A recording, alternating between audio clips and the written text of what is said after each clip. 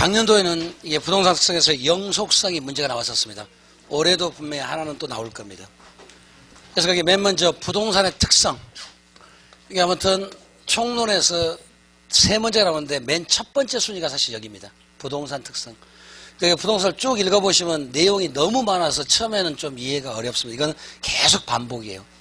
그래서 먼저 거기 부동산의 특성, 요 말 뜻이 뭐죠? 부동산 특성이라는 부동산의 특이한 모습이란 뜻이죠. 뭐에 비해서요? 동산에 비해서. 그러니까 언제든지 부동산의 특성이라는 말은 동산과 비교해서 부동산의 겉모습이 여러여러합니다. 우리 특성이란 말하고 속성이란 말은 틀리죠. 특성은 겉모습이라면 속성은 안모습. 그 사람의 특성이 어떻느냐, 키가 크냐 작냐, 눈이 부리부리하냐 작냐, 그죠, 머리가 기냐 짧냐, 이게 특성. 성격이 어쩌냐 그러면 속성 얘기니까. 맞죠? 그래서 부동산의 특성이란 말은 동산과 비교해봤을 때 겉모습이 어떻다는 것. 그 다음에 여기 사이에다가 이제 무슨 말을 끼워 넣으면은 10가지가 만들어집니다. 그래서 맨 먼저 부동산 수요의 특성, 부동산 공급의 특성, 부동산 시장의 특성, 상품의 특성, 경기변동 특성, 개발의 특성, 금융의 특성, 관리의 특성, 평가의 특성, 광고의 특성, 가격의 특성 11가지구만요. 이렇게 많이 나와요. 그러니까 부동산 무슨 특성, 예를 들어서 광고 한마디만 해볼게요. 그러면 부동산 광고의 특성은 동산 광고에 비해서 이러이러한 특이한 모습입니다. 그 말.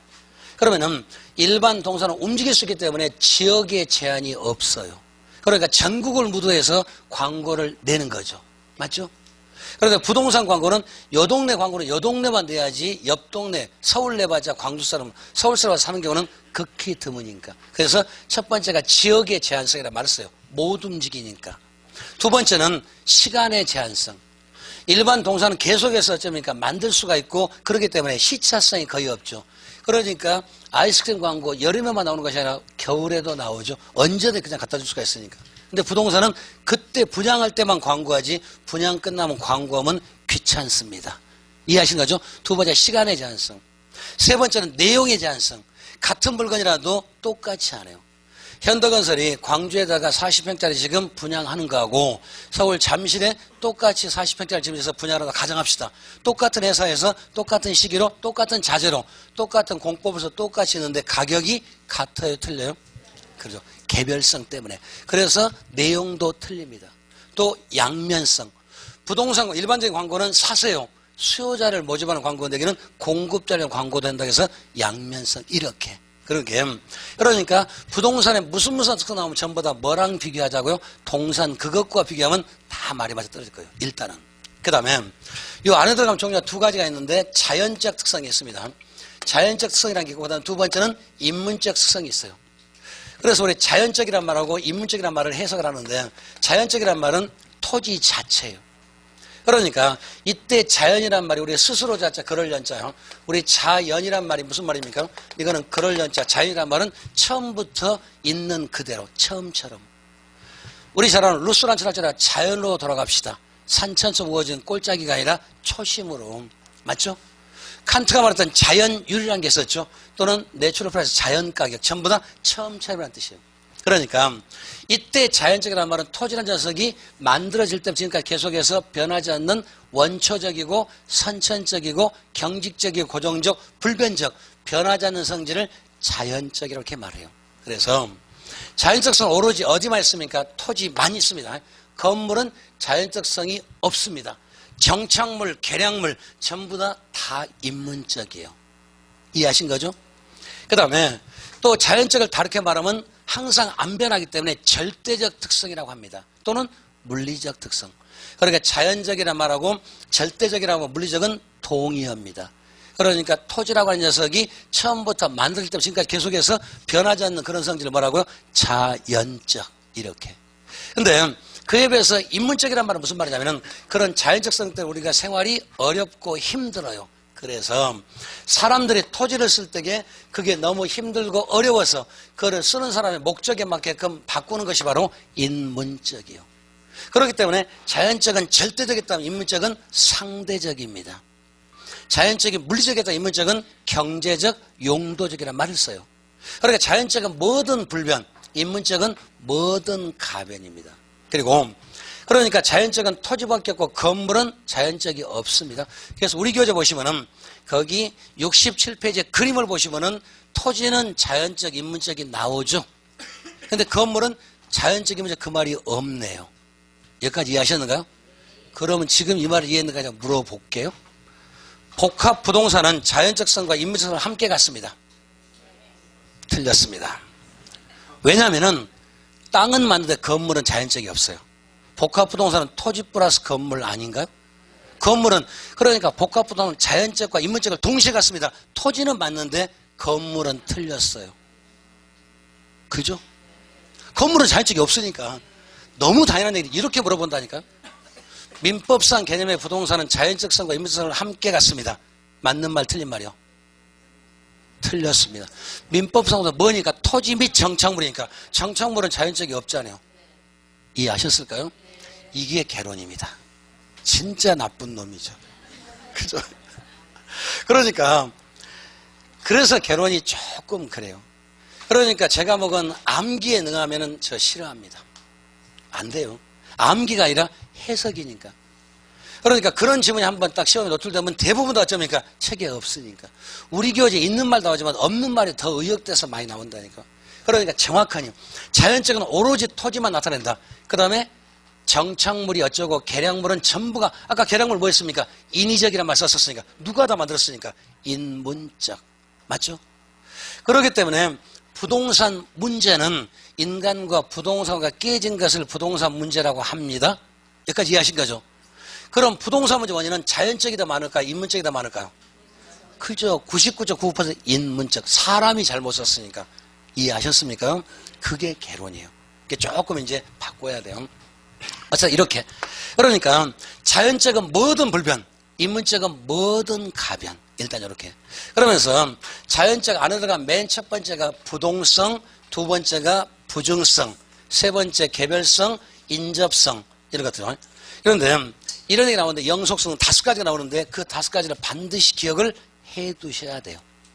그래서 우리 시험에서 자연적성에 속하는 것이 뭡니까? 이렇게 물어보면 쉬운데 그걸 물어본 것이 아니라 그 안쪽 내용을 물어봐요. 자, 뒤로 넘어가겠습니다. 뒤에 보시면은 자연적 특성이란 토지의 자연적 특성은 토지가 본래부터 지니고 있는 물리적 특성으로 선천적이고 원천적이고 본질적이고 근본적이고 고정적이고 불변적 성질을 뭐라고요? 자연적. 그러니까 땅이라고 녀석이 처음에 만들 때 지금까지 계속해서 변화되는 성질을 그죠? 자연적. 그러니까 안 변하기 때문에 절대적이라는 말 쓸 수도 있겠네요. 됐죠? 근데 그 안에 보면 맨 첫 번째 부동성. 그러니까 부동성이라는 말 정확히 말하면 토지의 자연적, 물리적, 절대적 측면에서 위치가 바뀌지 않고 자리가 바뀌지 않고 지역이 바뀌지 않고 환경이 바뀌지 않는 것을 전부 다 부동성이라고 그래요. 그러니까 부동이란 말은 우리 시는 토지가 움직이지 않습니다. 그러면 사실은 일부분밖에 안 되죠. 정확히 말하면 자연적 측면에서 부동이지 인문적 측면에서는 부동이 아니에요. 여기가 지금 서구 쌍촌동 맞죠? 혹시 100년 전에는 서구 쌍촌동 아니었을 건데요. 그래도 이 위치는 그대로 똑같았을 겁니다. 맞죠? 광주가 고려시대 때는 광주나 빛고를 했을 거니까 또는 그 전에 또 모르겠습니다. 또 100년 지난 다음에는 뭐라고 또 지명이 바뀔지 모르겠어요. 그렇더라도 이 지역의 동경 몇 도, 북위 몇 도는 그 장소는 안 변하는데 이용하는 측면에서는 달라질 수 있겠죠. 이해하셨을까요? 그죠? 그러니까 아무튼 자연적 측면은 뭐든 다 불변, 인문적은 뭐든 다 가변. 예를 들어서 일방로 끝에 땅이 있습니다. 자리가 좋아요, 나빠요? 이게 자연적이면 인문적입니까? 인문적이죠. 자연적 그런 거 없다니까요. 근데 도로가 뻥 뚫리면 사람들이 뭐라 합니까? 참 좋은 자리. 그래도 이 자리는 몇 다시 몇 번지는 이 위치는 바뀌었어요? 안 바뀌었어요? 안 바뀌어요. 그러니까 경제적 위치는 바뀐다 안 바뀐다? 바뀐다. 근데 자연적, 절대적, 물리적 위치는 안 바뀝니다. 그 말이잖아요. 이해하시는 거죠? 그린벨트로 묶어져 있으면 별로 법률적 위치가 안 좋은 땅입니다. 그런데 이게 풀어져서 해제됐습니다. 그럼 법률적 위치가 매우 좋은 땅. 맞죠? 그러니까 자연적, 절대적, 물리적 위치는 안 바뀌는데 인문적 위치, 행정적 위치, 경제적 위치 이런 위치는 늘 바뀐다는 것. 항상 두 개를 동시에 보시는 거예요. 그래서 첫 번째. 그러니까 주로 부동산에 대해서 문제가 뭘 나오냐면 이 부동산 자체를 나오는 것이 아니라 밑에 파생된 특징이 우리 교재 보면 몇 개 나왔습니까? 14개나 있죠. 오른쪽 페이지까지. 이거를 다 애워두시면 참 좋은데 애우실 필요 없습니다. 애우는 것이 아니라 자주 봐야 돼. 이기지 못하면 사랑하면 됩니다. 그러면 이길 수 있습니다. 뇌표를 만들면 되죠. 그잖아요. 쓸데없는 소리 많이 합니다. 저만 재밌어요, 사실은. 이제 완전히 몸 다 풀렸습니다.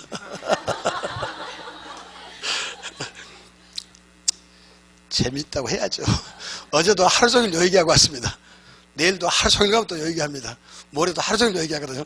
늘 똑같이 반복. 재밌어요. 그래서 맨 처음에는 부동산이라는 말은 그죠, 토지의 장소가 어쩌고 위치가 어쩌고 자리가 어쩌고 지역이 어쩌고 환경이 어쩌고 전부 다 안 바뀌는 것을. 그러니까 부동은 전부 다 장소 개념, 자리 개념, 위치 개념, 지역 개념 그런 말들 반드시 안에 다 숨어 있어요. 그래서 우리 그저 순서에 관계없이 맨 첫 번째는 임장활동. 그러고 보니까 임장활동이라는 말은 임장, 현장에 가본다는 얘기죠. 아까 왜? 못 움직이니까. 임장활동은 뭐 때문에? 부동성 때문에 필요합니다. 그 말. 그러니까 임장이라는 말 이해했다면 그 장소에 가라. 그리고 그 지역에 가라는 얘기니까 안 움직이니까. 됐죠? 그래서 임장활동은 부동성 때문에 도출되는 과정입니다. 그렇게 말을 만드는 거죠. 그 다음에 뭐 하려고 그 동네에 가봅니까? 그 동네가 어떻게 생겼는가 보려고. 그걸 우리 뭐라고 하냐면 이거를 정보활동이라고 그래요. 그래서 아까 정보에서는 아까 미래가 불확실하고 통제가 불가능하고 부동산의 자연적 특성 때문에 나오는데 주로 나오는 것이 부동성, 개별성 등 그런 자연적 특성으로 해서 통제가 불가능하고 미래가 불확실하기 때문에 결정을 잘하려고 하는 것이 정보예요. 아까 그 얘기. 그러니까 이때 정보는 정확히 말하면 무슨 정보가 있을까? 지역 정보겠죠. 그 동네 정보. 그 동네 가보는 겁니다. 그 다음에 가서 봤어요. 가서 봤더니 그 동네는 전부 다 부동산이 지역적으로 쪼개졌다. 그걸 지역성이라고 합니다. 지역성 또는 아니면 국지성. 그러니까 지역감정도 부동산하고 밀접하죠. 지역감정. 그러니까 장소가 어쩌고 지역이 어쩌고 지역이 어쩌고. 그러니까 장소라든가 자리라든가 위치라든가 지역이라든가 동네 이런 거 나오면 전부 다 부동산으로 나옵니다. 그 뜻이에요. 지금요. 이거를 자주 보시면 이제 조금 감이 와요. 중개사 시험은 운전하고 늘 비교합니다. 운전 처음에 하실 때부터 여유롭게 그죠? 포켓몬 하면서 하셨습니까? 요즘 어쩌 문자 보내면서 어쩌니까 전화는 당연히 하고요. 그죠? 요즘에는 어쩌면 문자 보내면서 동영상 보면서 가신 분도 있어요. 포켓몬 보면서. 그죠? 근데 처음에도 그렇게 하셨죠? 처음에는 운전대가 부러져라 꼭 잡고 이렇게 맞죠? 앞에 닿는 거는 이렇게 보고요. 그죠? 근데 여러 번 하시다 보니까 이제 저절로 알잖아요. T자 들어갈 때 끝선에 맞추고 몇 번 풀어서 어디에 맞추고 그렇게 하잖아요. 왜? 자주 하다 보니까. 그죠? 똑같아요. 여러 번 하시다 보면 조금 익숙해지면 훨씬 더 빨라요. 근데 애석하게도 한 번엔 그렇게 좀 되기 어렵습니다. 여러 번 보시는 수밖에. 그러니까 이게 돈 된다니까요. 그래서 중개업은 아무리 못해도 몇십만 원짜리에서 몇 억까지 나와요. 한 번 전화하시면 몇 억 벌었으니까 오늘 1,000만 원 벌었어. 1,000만 원 벌었어. 넘기실 때마다 그렇게 하입시다. 그러면 되니까. 성인들이기 때문에 안 된다고 하면 더 안 돼요. 될 것도 안 됩니다. 그러면 된다고 긍정적으로. 그래서 올해 꼭 합격하시면 되잖아요. 그 다음에 이제 국지성. 그러니까 지역성, 국지성 전부 다 같은 얘기 아닌가요? 우리 국지전, 전면전. 그죠? 국소마치, 전신마치. 그러니까 전부 다 임장이 전부 다 무슨 얘기합니까? 자리 얘기하는 거 아닌가? 그러니까 부동산이라면 자리가 어쩐다, 장소가 어쩐다, 위치가 어쩐다, 지역이 어쩐다 이런 말로 하면 전부 다 부동산은 밀접하죠. 그죠? 그 건물은 참 위치가 좋아. 목이 참 좋아. 부동산. 만약에 건물을 옮길 수 있으면은 좋은 자리 없는 건물 다 옮겨놨을 건데 못 옮기니까 우리 건물 목이 좋다면 자리가 좋다는 그런 얘기 하죠. 그걸 위치 가치라고 그래요. 그러니까 위치 가치는 뭐 때문에? 부동성 때문에 나온다는 이야기. 못 움직이기 때문에. 전부 다 전철역 옆에 사람을 많이 지나는데 가기 잡고 싶은 건 맞잖아요. 근데 누구는 안 할 거 아니에요? 다 옮기고 싶은데 못 옮기니까. 그러니까 거기 있는 것이 독점성을 갖는 건 맞잖아요. 이해하시는 거죠? 그 다음에 국지성, 지역성. 그러고 보니까 부동산 시장은 전부 다 지역별로 쪼개져 있습니다. 그래서 그걸 뭐라고요? 부분시장. 그러고 보자면 일반 동산은 대한민국 전체이기 때문에 일반시장이라는 말 써요. 그러니까 일반이라는 말은 올 개념이고 부분은 파트니까. 그래서 부동산은 대한민국 전체 땅을 봤더니 이렇게 쪼개져 있는 거 맞죠? 그 다음에 광주만 보더라도 서구, 남구, 그 다음에 북구 전부 다 같은 거 틀립니까?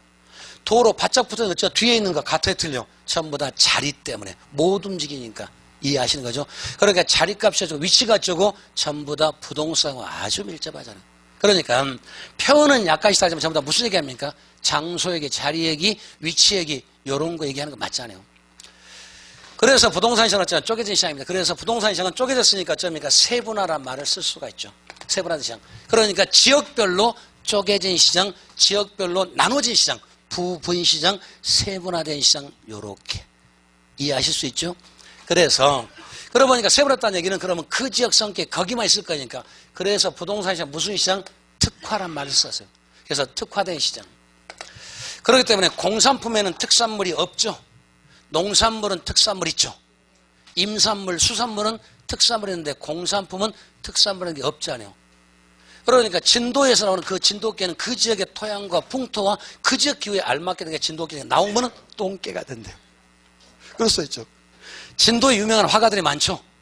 유배자 후손들이죠. 몰라 그 얘기죠. 어쨌든 그러니까 특화란 말. 그렇기 때문에 부동산 관계 법규가 간단할까요? 복잡할까요? 당연하죠. 그 지역마다 규제가 다르니까. 그러니까 똑같은 광주 내에서 주거지, 상업지, 공업지, 용적률, 건폐율이 다르죠. 그래도 헷갈리면 왜? 못 움직이니까. 맞지 않아요? 그래서 관계 법규가 어쩌니까 굉장히 다양해요. 말 되죠? 그 다음에 그럼 뭐 하려고 그 동네 가서 이런 법규를 전부 다 따지면 그 동네 성격을 하려고 그걸 따진 것을 뭐라고요? 지역 분석. 그 동네 분석. 그러니까 지금 거의 지금 10개 이상 쓰고 있는데 전부 다 말 뜻이 뭡니까? 자리 얘기, 장소, 위치 얘기, 지역 얘기를 지금 이렇게 바꿔서 하는 거예요. 그죠? 그래서 지역 분석. 지역 분석 저 들어가면 이제 평가 가면 지역 분석, 개별 분석 그런 게 나와요. 지역 분석은 동네 분석. 그럼 뭐 하려고 또 지역 분석은 그 동네가 좋은지 나쁜지 뭐 하려고? 자리 정하려고. 입지 선정. 그러고 보니까 입지가 무슨 말이죠? 설립자 땅지 어디다가 건물 심을까? 그러니까 건물 자리 잡는 게 왜 중요합니까? 못 바꾸니까. 쉽게 바꿀 수가 있으면 자리 아무 데나 잡고 대충 옮기면 되니까 그게 안 되니까 부동성 때문에 입지 선정이 어쩌니까 굉장히 중요하더라. 그 다음에 이것 때문에 뭐가 다르니까 환경. 그러니까 외부성 문제가 바로 요것 때문에. 그러니까 환경이라서 그 동네 바로 그 옆에 있으면 영향을 받을 수밖에 없으니까 환경. 그래서 외부 효과 문제가 여기서 나와요. 그러니까 지금 몇 개 써 거의 한 10개 이상 써놨죠. 전부 다 똑같은 얘기요. 그러니까 이거를 완벽하니 애워두시면 사실 나쁘진 않습니다. 근데 얼른 안 외워지니까 자주 보시고 감이 좀 와야 돼. 그래서 3월 달에 모의고사 보시고 30점 나왔습니다. 그래도 실망하실 거 전혀 없다니까. 대신에 애들 앞에 채점하지 마세요. 큰일 납니다. 그러니까요. 엄마는 30점, 아들이 90점만 이 녀석 다 맞아야지 하면서도 그죠? 근데 처음엔 그렇게 될 수밖에 없다니까. 그러니까 처음에 30점 하더라도 그 다음 달에 5점 올립시다. 그러니까 한 달 동안 2개만 고치자니까. 그러면 35점 4월 달에, 5월 달에 40점, 6월 달에 45점, 7월 달에 50점, 8월 달에 55점, 9월 달에 60점 됐네. 60점만 딱 맞추면 되니까. 아니 조금씩 크게 맞죠. 그래서 이번에 모의고사를 보시면 분명히 해설지가 나옵니다. 그래서 우리 교재 몇 페이지 몇째 줄까지 나와요. 그러면 그거를 앞에 차례에다가 이렇게 발을 정자 한번 써보세요. 예를 들어서 1번은 부동산 정의가 나왔다고 합시다. 그럼 우리 맨 앞에 차례 보면 거기 부동산 정의 있죠. 거기 뒤에다가 어쩌면 발을 정 하나 그어보고 그러니까 총론 파트 하나 그어보고 예를 들어서 그 다음 2번은 특성이 나왔다고 합시다. 특성이 또 하나 그어보고 이런 식으로 한 3, 4회만 한번 해보세요. 그러면 매번 나오는 파트가 있고 10번을 보더라도 한 번도 안 나오는 파트가 있을 겁니다. 그럼 우리는 어디를 공부하셔야 되죠? 그죠? 그게 요령 아닌가요? 우리는 다 맞을 수 없으니까. 그래서 몇 개만 맞자고요? 24개 이상만. 16개는 틀리고 우리는 틀릴 권리가 있으니까. 아니 그렇게 하시는 거예요. 그래야 그게 중요해요. 그래서 아까 그 말 항상 그 파트 갈 때 얘기하는 거죠. 총론에서는 요거가 주로 나와요. 또 경제론 가면 요거 나와요. 전부 다 말씀드릴 거니까. 그 파트 절대로 안 벗어납니다. 똑같으니까. 그걸 몇 번만 아마 써보시면은 그 다음에 훤히 뭐가 나와요. 그러면 뭐가 잘 나오더라 그러면 그거를 좀 중점적으로 보시자고요. 그러면 그래야 확률상으로 짧은 시간에 많은 걸 할 수 있는 거 아닌가요? 논리가. 그래야 줄이는 거죠. 우리도 분량을 늘리는 게 목적이 아니라 줄이는 게 목적입니다. 낚시고기 잡다 놓치 고기가 빨리빨리 커요. 아이고 아까워라. 어제는 35cm 오늘은 40cm 그렇습니다. 그래서 이렇게 한번 해보시는 거예요. 이거 해보시면 감이 오니까 한번 해보세요. 그 다음에 이렇게 두 번째 부동산 시장은 추상적 시장이에요. 그 말은 무슨 말일까요? 부동산 시장에서 물건 자체가 왔다 갔다 하는 것이 아니라 권리만 사고 팔아. 더 쉽게 합시다. 강원도 땅이 움직이는 것이 아니라 종이만 왔다 갔다 해. 추상적 시장. 그러니까 부동산에서 그죠, 매매하고 사고 판단지는 물건 자체를 매매하고 사고 파는 것이 아니라 권리의 이익을, 권익을 사고 파는 거예요. 보이지 않는 추상적 이익을 사고 파는 거. 그래서 추상적 시장이라고 그래요. 그렇기 때문에 추상적 시장이기 때문에 아는 사람이 한 게 정상이겠죠. 그러니까 견본 판매, 진열 판매, 샘플 판매는 어려워요. 그러니까 추상적 시장이기 때문에 그걸 정확히 아는 사람이 해야 되겠죠. 누가? 우리가 자격과 양식과 소위는 우리 공인중개사 분들께서. 그래서 그 다음에 나온 게 중개사업, 중개업이 어쩌니까 제도화된 이유가 요것 때문에. 그러니까 일반 동산 어쩌면 백화점 돈 있으면 차리면 되죠. 근데 중개업은 자격이 있어야 돼요. 점점 가면 갈수록. 그 다음에 두 번째, 안 움직이기 때문에 기록이 가능할까요? 불가능할까요? 기록주의. 움직이면 기록이 안 되죠. 그래서 동산은 점유하고 인도하면 되고 부동산은 내 거라고 써놔야 돼요. 종이에다 검정색으로 내 거. 그죠? 등기 등록하는 거. 맞죠? 안 움직이니까 기록주의 가능하죠. 그 다음에 안 움직이기 때문에 정부에서 규제하기가 쉬울까 어려울까요? 규제가 어려워요, 쉬워요? 규제가 용이요. 딱 선거놓고 여기는 뭐 할? 여기는 무슨 지역이니까 쓰지 마세요. 여기는 건물 몇 층까지 딱 정해놓으면 꼼짝 말하죠. 그린벨트 묶어놓으면 내 거에도 꼼짝 말한 얘기. 이해하실 수 있죠? 그 다음에 지방세 세원. 그러니까 각 지자체마다 어쩌니까 예를 들어서 뭐를 유치하는 거죠. 그래서 전라도에 지금 한전이 왔죠. 나주 저쪽인가 한전. 그런 게 하나씩 들어오면 어쩌니까 주사무소 여기 오면은 그만큼 법인 세금 같은 게 많이 나오니까 삼성전자가 광주로 온대요. 수원시장 맨발로 가지 마시와요 하고 그러겠죠. 그 다음에 세 번째. 이번엔 특정시. 그러니까 특정시란 말은 전쟁이라든가 또 사회적 동욕 이런 걸 썼을 때 소유욕이 어쩌니까 뚝 떨어집니다. 왜? 못 움직이니까. 그래서 그 유명한 유태인들은 나라가 없었을 때 귀금속 장사를 많이 했다는 설이 맞는 얘기요. 왜? 귀금속은 어디 가도 돈 되니까. 이해하실 수 있죠? 그러니까 전쟁통이 어쩌니까 경제가 불안하면 부동산 뚝 떨어집니다. 그래서 가지고 움직일 수가 없으니까. 그래서 전쟁터에 제일 중요한 것은 목숨하고, 목숨이 없으니까 먹을 거하고 목숨은. 그래서 조직폭력배들 금목걸이 크고 차고 다니는 거, 그것도 의미가 있죠. 논리적으로 봤었을 때. 요게 전부요. 그러니까 요거를 계속 읽어보시고 좀 약간 해석을 하시는 거예요. 물론 완벽하게 저처럼 외워두면 나쁘진 않지만 그게 잘 안 된다니까요. 이게 계속 반복해서 보시면서 약간 좀 흘러가야 됩니다. 그러니까 여기 총론에서 제일 어려운 파트가 특성은 지금 여기까지 나온 거죠. 저 뒤쪽까지 다 지금 앞으로 나와 있으니까. 그래서 처음에는 조금 어려워요. 그래서 여러분 반복하시는 겁니다. 자, 볼게요. 부동산이란 부동산은 다른 데와 달리 이동이 불가능하다. 그러니까 두 번째, 그 자체 움직이지 않고 자리의 위치도 변화시킬 수 없다는 특성이다. 그래서 부동성, 그 다음에 고정성, 비동성이라고 한대요. 그런데 정확한 말이 부동성이란 자연적, 물리적, 절대적 면에서 위치가 고정되고 움직이지 못한 것을 부동성이라고 합니다. 따라서 부동산에 나온 것은 장소가 어쩌고 자리가 어쩌고 위치가 어쩌고 지역이 어쩌고 환경이 어쩌고 이런 말들이 전부 다 따라온다는 뜻입니다. 그래서 이 모든 말들 전부 다 지금 했던 자리가 어쩌고 장소가 어쩌고 위치가 어쩌고 환경 이런 말과 다 관계된 말들이 이렇게 와요. 일단 그 다음에 그 밑에 보시면 1번 맨 먼저 동상과 구별한 근거된다. 그래서 움직일 동자 동상 아니 붙자 못 움직이는 부동산 이렇게. 그래서 어떤 교재든 보시면은 부동성이 가장 먼저 나옵니다. 제일 중요하고 가장 광범위하니까 제일 많이 나왔었고. 두 번째 보시면은 그 볼까요? 임장활동 찾았습니까? 그래서 그 임장 현장에 가보라는 얘기죠. 그 다음에 세 번째 보시면은 정보활동 찾으셨는가요? 그 다음에 네 번째 보시면은 볼까요? 지역분석 두 번째 세 번나 나오고 그 다음에 지역분석. 거기 골자를 지금 쭉 지금 써놓은 거예요. 그래서 일일이 전부 다 외우려고 너무 하시면 안 되고. 안 되는 거 억지로 외우려고 하면 소화도 안 되고 잔주름만 늘어요. 그러니까 계속 읽어보시면 감을 느끼자고요. 자, 그리고 오른쪽 두 번째 부정성. 그럼 이번에 부정성이란 말은 아니 붙자 증가 부정성이요. 그러니까 증가가 안 된다는 얘기죠. 다시 말하면 지구가 이렇게 있는데 절대로 요게 안 된다는 말. 그러니까 부정성은 정확히 말하면 수평적 공간의 유한성입니다. 그러니까 부정성을 정말 어렵게 되면 3차원 공간이 아니에요. 부정성은 땅만 얘기지 공중 땅속 얘기는 아니라는 얘기입니다. 그래서 부정성은 수평적 공간의 유한성. 그러니까 만들지 못하니까 비생산성 맞죠? 만들지 못 딱 정해졌으니까 유한성 맞죠? 한계가 있다니 유한성, 비증가성, 부정성 똑같은 얘기. 그렇기 때문에 부정성이라는 말은 만들지 못하기 때문에 생산이란 말이 나올까요? 안 나올까요? 나올 수가 없는 거죠. 논리가 그렇잖아요. 그런데 여기도 또 종류가 두 가지죠. 자연적 측면에서 하고 그다음에 인문적 측면. 그럼 자연적 측면에서는 부증성 맞죠. 그러니까 서해안 간척지를 막았습니다. 그러면은 바다 막아가지고 농지 면적이 늘었어요. 그러면은 농지는 분명히 플러스 된 거 맞죠. 대신에 뭔가 줄었죠. 바다는 정확하니 마이너스 됐죠. 그럼 더하기 빼기 하면 절대 면적은 변화가 없죠. 그래서 자연적 측면에서는 절대로 공급이 늘지 않는데 인문적은 늘어납니다. 대신에 뭐가 모습이 바뀌는 거지 용도가 바뀌는 거지 절대 면적이 느는 것은 아니란 얘기.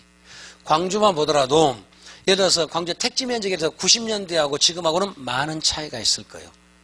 만약에 90년대 같으면은 저 96년도에 서울로 이사 갔거든요. 그때까지는 여기요 수안지구, 무슨 지구, 상무지구 아무것도 없었어요. 근데 지금 보니까 완전히 딴판이 됐었는데 그러면은 그때보다도 분명히 광주의 택지 면적이 분명히 늘었겠죠. 그런 택지 면적 늘면 대신에 뭐가 줄었을까? 논 없어지고 산 깎아서 만들었을 거 아니에요. 그럼 늘어난 거 플러스 마이너스 하면 항상 절대 면적은 제로. 맞죠? 그런데 이용 방법, 모습이 달라졌기 때문에 용도적 측면에서 인문적 측면에서는 증가가 되지만은 자연적 측면에서 절대적, 물리적 측면에서는 절대로 늘어날 수가 없습니다. 이해하실 수 있죠? 그러니까 뭐든 자연적은 불변. 그러니까 위치도 자연적은 불변. 인문적에서는 가변. 부증성도 자연적은 불변. 인문적 측면은 정성. 그러니까 뭐든 자연적은 불변이고 뭐든 인문적은 전부 다 가변입니다. 이해하실 수 있죠? 그래서 첫 번째. 그렇기 때문에 맨 처음에는 토지의 물리적 공급량은 똑같습니다. 수직선. 이해하셨을까요? 그러니까 대한민국 땅에 대해서 10억 평 그러면 언제 되었습니까? 예를 들어 10억 평, 100억 평 똑같이. 그러니까 물리적 공급은 수직선 나오겠죠. 그래서 이걸 일명 함수는 Q는 어쩌 예를 들어서 500 이런 식으로 상수로 표시할 거 아니에요. 굳이 나온다면. 그러니까 절대적 공급은 항상 똑같으니까 수직선. 이해하시는 거죠? 대신에 인문적 공급 얘기했지만 우상향 할까 안 할까요? 하겠죠. 아까 인문적은 는다고 그랬으니까 변화할 수 있으니까. 이해하시는 거죠? 그러니까 아까 개발 자원은 인문적 특성 맞잖아요. 그러니까 개발 자원 상품 자원은 돈 되면 아까 늘어날 수도 있고 돈 안 되면 안 늘 수도 있고. 맞죠? 그러니까 뭐든 인문은 가변, 뭐든 자연은 전부 다 불변이다. 언제든 골자가. 그 다음에 두 번째. 그러니까 첫 번째는 토지의 물리적 공급량은 절대적 공급량은 자연적 공급량은 똑같습니다. 그러니까 수직선이요. 두 번째는 가격이 오르고 떨어져도 양이 변한다 안 변한다? 안 변한다. 맞죠? 이걸 뭐라고 하냐면 가격이 변해도 하나도 변화가 없는 것을 가격 탄력성이 완전 비탄력적이라고 합니다. 그게 반응이 크다 적으면 반응이 크면 탄력적이 적으면 비탄력적. 연속국에서 그죠 시청률이 크면 탄력적. 태양의 후예 도깨비. 그래서 시청률 높이기 위해서 어떻게 합니까? 괜히 없는 복근을 보여주는 겁니다. 그래야지 더 많이 볼 거 아니에요. 그러니까 가격이 변해도 양적으로 전혀 변화가 없다니 값이 예를 들어서 오르더라도 양적 변화 없다니 맞는 얘기죠. 그러니까 자연적 측면은 아무튼 안 변하니까. 그 다음에 또 생산이란 말, 생산비란 말, 생산 과정이란 말 다 틀린 말. 자연적은 절대로 만들 수가 없는데 무슨 생산이 어쩌고 생산 과정이 어쩌고 생산비가 어쩌고 나올 수가 없는 거잖아 논리가. 이해하시는 거죠? 그러니까 첫 번째는 물리적 공급은 수직이다. 그 다음에 가격의 변화 양이 안 변합니다. 그 다음에 생산이 어쩌고 생산비가 어쩌고 생산 함수가 어쩌고 생산비 다 필요 없는 얘기. 생산은 전부 다 말도 안 되는 소리. 생산 자체가 틀린 말. 맞죠? 생산이 안 되니까.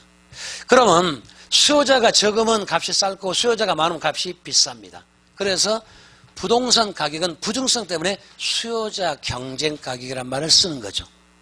그러니까 수요자가 적으면 가격이 쌀 거고 수요자 많으면 비싸죠. 그러니까 대한민국에서 제일 비싼 땅은 상대적으로 수요자 경쟁이 제일 심하다는 얘기겠죠. 맞죠?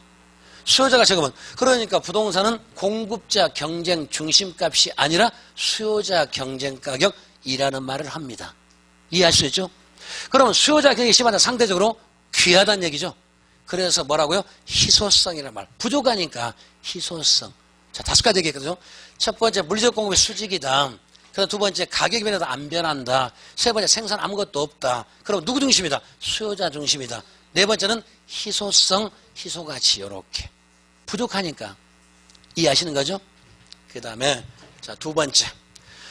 이번에 두 번째는 그렇기 때문에 지가는 당연히 오를 수밖에 없죠. 지가 앙등. 그러니까 땅에다가 투자해 놓으면 절대로 손해 안 보죠. 단 당대에 웃을지 손자들이 웃을지는 모르겠지만 절대로 땅에다 묻어놓으면 손해 안 봅니다. 그러니까 땅값이 오를까 떨어질까? 100% 올라갑니다. 대신에 지역마다 약간 차이가 있죠. 수요가 많을 때 적을 때. 그 다음에 땅값이 올라가면 상대로 그 땅을 빌리는 싹을 지대라고 그래요. 그래서 지대란 말은 토지의 사용대가라는 뜻이에요. 땅을 빌리는 것은 물론 민법에서는 지료라고 하지만 지대라고 하고 경제학에서는 그 다음에 건물 빌리는 것을 임대료라고 하죠. 그죠? 돈 빌린 것을 이자라고 하죠. 노동력 빌린 것을 임금이라고 하죠. 이런 식으로. 그래서 그러니까 땅값이 올라가면 그 빌려주는 싹은 싸요 비싸요? 비싸죠. 그러니까 시내 중심가는 비싸죠. 건물세 싸죠. 비싸잖아요. 그렇기 때문에 그렇게 비싸기 때문에 그러면은 그만큼 돈 주고 빌렸으니까 그러면 이용 가능 면적을 넓히는 게 좋겠죠. 그런데 좌우로는 안 되니까 위아래로 벌려야 되겠죠. 건물을 낮게 지어요, 높게 지어요? 그거를 집약도가 높다는 말을 써요. 그래서 우리 집약도란 말은 주어진 땅의 건물이 얼마만큼 있냐, 그걸 집약도. 그래서 건물이 높게 있으면 집약도가 크다. 건물이 낮으면 집약도가 낮다. 이렇게 말을 합니다. 너무 당연한 얘기 아닌가? 그래서 시내 중심가는 땅값도 비싸고요. 그렇기 때문에 그죠, 세도 비싸고 건물도 높은 것이 많이 있대요. 맞죠? 그 다음에 세 번째, 모든 부동산 문제 근원. 그러니까 결국 모든 부동산 문제요. 모든 부동산 문제의 근본적인 근원입니다. 우리 맨 첫 시간에 부동산학은 부동산 활동을 따지는데 활동을 어떻게 했으니까 맨 처음에 잘 못했으니까 그래서 그걸 뭐라고 한다? 그죠, 부동산 문제. 근데 문제를 해결할 수 방법이 없다고 그랬죠. 뭐 때문에요? 요것 때문에. 그래서 모든 부동산 문제 근원은 부정성입니다. 만약에 땅을 계속해서 만들었다면 그 땅 잘못 쓰면 버리고 다시 만들면 되겠죠. 그럼 부동산 문제 자체가 없는 거죠. 맞죠? 계속 만들 수만 있으면 그런 문제가 안 일어나잖아요. 이 분필을 만들 수 있으니까 이거 부족하다 문제 안 나오는 거죠. 계속 만들어내니까. 근데 땅은 못 만들어내니까. 이해할 수 있죠? 그 다음에 두 번째는 그러면 이제 공법, 정부의 규제. 그래서 법적 규제요. 그러니까 부족하기 때문에 정부에서 공법상 규제를 합니까? 라면 토지 공개념. 부족하니까 이렇게 해.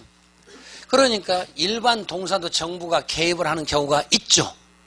대한민국에서 발전 설비가 부족해서 여름 같은데, 그죠? 전기, 예비 전력이 부족하면 어쩝니까? 문 열고 에어컨 틀으면 안 돼요? 그게 일종의 규제. 즉, 광주에 사수원지 물이 가득 차 있습니다. 그러면 수돗물이 졸졸졸 24시간 나와요. 근데 바닥을 쳤습니다. 그러면 이제는 어쩌니까? 그때는 양쪽으로 제한됐으니 그때는 수돗물을 시간제 급수하는 건 맞겠죠. 그러니까 일반 경제 정부가 개입을 안 하는 게 원칙인데 그게 뭔가 부족했었을 때는 개입을 할 수가 있죠. 기름값이 1배럴당 150% 올라갔었을 때 차 오늘은 끌고 나오지 마세요. 요일제. 그것도 일종의 뭐겠습니까? 정부가 개입을 하는 거죠. 부족하니까. 만약에 많으면 어째 개입할 필요가 없는 거죠. 그래서 정부의 공법상 규제, 법적 규제는 뭐하고? 부정성하고 아주 밀접하죠. 또 세 번째, 이용하고요. 또는 사용할 때요. 반드시 부족하기 때문에 내 것만 쓰면 안 되겠죠. 옆 사람도 봐라. 사회성, 공공성. 그래서 아까 부정성, 부족하기 때문에 정부가 규제한다는 말이 나올 수가 있죠. 사회성, 공공성. 그러니까 일반 동산은 정부가 규제를 안 한다고 그랬죠. 왜? 계속해서 만들 수가 있으니까. 땅은 딱 정해졌으니까. 그래서 시장에 맡겨놓으면 삼성그룹이 땅 다 삽니다. 아까 그 얘기했던 거예요. 그래서 이용할 때 사회성과 공공성이요. 여기 어쩌니까 필요합니다.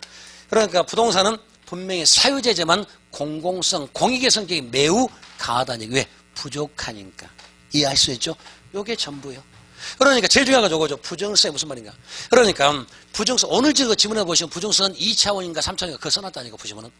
그러니까 부정성은 제일 어려운 말은 3차원 공간의 유한성이 아니라 2차원 수평적 공간의 유한이지 3차원이 아니에요. 오늘 지금 지문에 보시면은 그 말이 있어요. 그러니까 예를 들어서 부정성이라는 말은 2차원 수평적 공간인데 3차원 공간의 유한성을 말한다. 그러면 틀린 말이에요. 그렇게 지문이 나오면 조금 어려워져요.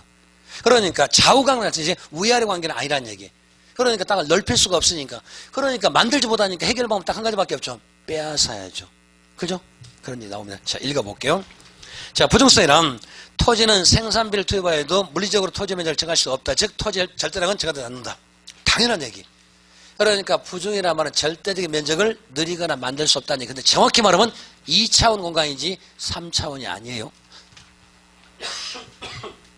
그런데 다음 페이지 보시면 매립 나왔죠. 그러니까 1번은 자연적은 절대로 모르는데 2번은 매립이라든가 그죠 이런 거 조성 같은 것은 인문적이에요. 그러니까 매립지라든가 택지 조성을 통해서 토지량을 증가시키고 있으나 이는 수면으로 이용되는 토지를 농지 택지로 바꾸는 것이 절대 매립에 들어간 것이 아니란 얘기예요. 그러니까 앞에 1번은 자연적 공급은 안 됩니다. 두 번째 인문적 공급은 됩니다. 그런데 절대 면적은 똑같습니다. 모습만 바뀌고 용도만 바뀌길 따르니 용도적 전환이지 절대 면적이 는 것은 아니란 얘기. 이해하셨을까요? 그러니까 서해안 간척지 막아서 농지배 늘었습니다. 그럼 분명히 바다란 용도가 농지라는 용도가 바뀌었을 따름이지 절대 면적이 플러스된 것은 아니잖아요. 그러니까 인문적 공급은 언제든지 바뀔 수가 있어요. 상대적 공급이고 용도적 공급이니까. 근데 절대적은 절대로 바뀌지 않습니다. 그 1, 2번 뜻이. 그 다음에 파생 특징 봅니다. 첫 번째 보시면 생산비가 어쩌고저쩌고 말도 안 되는 소리. 그러니까 생산비 법칙 그 뒷말이 필요가 없다니까. 생산이나 말 자체가 됩니까 안 됩니까? 말도 안 되는 소리 지금 쓰고 있잖아요. 생산비가 어쩌고 생산 법칙 그거를 애우시는 것이 아니라 부족이란 말을 알았다면 생산이라는 말이 나옵니까 안 나옵니까? 나올 수가 없는 말이잖아요. 내용에 관계없이. 이해하시는 거죠? 두 번째, 따라서 물리적 공급은 불가능하다. 그래서 공급이 어떻게 된다? 수직선, 완전 수직이 됩니다. 항상 양적 변화가 없다는 얘기. 따라서 그 다음에 그러면서 세 번째 어쩝니까? 세 번째 보시면 공공성이 강조, 토지 공개념이 어쩌고저쩌고 공적 규제가 어쩌고저쩌고 다 나왔네죠. 부족하니까 다 같이 해서 이해하실 수 있는 거죠. 그 다음에 네 번째 그 지름이 집값 발생 근거. 물론 우리 교재가 틀렸다는 소리는 아닙니다. 그런데 이런 식으로 해석하면 조금 더 연결이 쉽지 않을까 제가 순서를 맞추는 거예요. 그러니까 본인들 마음이지만은 그걸 쭉 읽어보시면 전부 다 따로따로 떨어진 것처럼 보이니까 그래서 하나씩 묶었으면 얘기를 하는 거예요. 이걸 계속 반복하시는 거예요. 그 다음에 다섯 번째 공간 수요 입지경을 발생하는데 정확히 말하면 그 수요 경쟁 수요라는 말 찾았습니까? 그러니까 수요자 경쟁이지 공급자 경쟁이 아니란 얘기. 부족하니까. 그러니까 공급량 딱 정해있는 수요자가 많냐 적냐. 그러니까 대도시는 수요자가 많고 그 다음에 시골은 수요자가 적고 맞죠? 대도시도 목이 좋은 데는 상대적으로 어쩌면 수요자가 그만큼 더 많다는 얘기고 목이 안 좋은 데는 그만큼 수요자가 없다는 뜻 맞죠? 그래서 수요자 경쟁 그럼 수요자 경쟁하니까 수요자 경쟁이 많다니까 상대적으로 물건 하나에 다투는 사람이 많으니까 그래서 수요자 경쟁각이고 또 다시 말하면 희소성 가치 상대적으로 수요자는 100명인데 하나밖에 없어요. 상대적으로 귀한 거 맞잖아요. 귀한 가치, 희소성. 그러니까 대한민국에서 제일 비싼 땅은 가장 희소 가치가 높은 땅. 제일 임대료 비싼 것은 가장 위치가 좋고 가장 희소성이 높은 그런 장소가 임대료가 제일 비쌀 거 아니에요. 논리가. 그 다음에 또 볼까요? 그러면서 여섯 번째 보시면 공급자 경쟁보다 무슨 경쟁? 수요자 경쟁. 그죠? 그 다음에 또 소유를 갖게 하고 그 다음에 토지 부족 문제, 이용을 집약화한다. 그러니까 집약화한다는 말도 요래 떨어져 있는 것보다는 땅값이 비싸더라. 그러니까 세도 비싸더라. 그래서 높게 지으려고 하더라. 그러면 연결이 더 쉬워질 것 같아서 요렇게 지금 말씀드리고 있는 겁니다. 내용은 똑같아요. 근데 이해하시는 거죠? 그래서 오늘은 특성 나면 제가 두 가지까지 할게요. 그래서 오늘 지금 몇 가지냐면 딱 몇 개 안 했어요. 처음에는 부동산 학이 뭔지. 두 번째는 복합 개념 복합 부동산. 세 번째는 후보지 나지. 그 다음에 나지 건보지 필지 액지 세 가지만. 그 다음에 네 번째 시간에 두 가지. 이게 부동성하고 부정성 두 가지 했습니다. 그러면 다음 주에는 이거 끝낼 거고 경제론 탄력성 앞에까지 갈 가능성이 높습니다. 그래서 몇 페이지까지 하면은 123페이지까지는 가려고 생각을 합니다. 집에서 오실 때 읽어가지고 오시는 게 좋을까요? 그냥 오시는 게 좋을까요? 우리는 불요시경이가 맞죠? 요시경이 아니죠? 구두계약도 계약 맞죠? 모두 우리 중개업은 중개활동 전부 다 불요시경이가 맞아요? 요시경이 아니죠? 그렇기 때문에 그리고 지금 처음 하신 분들은 1월달, 2월달 분명히 찍어질 것이니까 그걸 한번 보시고 오시면은 조금 더 도움이 될 겁니다. 그래서 계속 이제 익숙하게 만드는 거예요. 이해하시는 거죠? 네, 고맙습니다. 고생하셨습니다.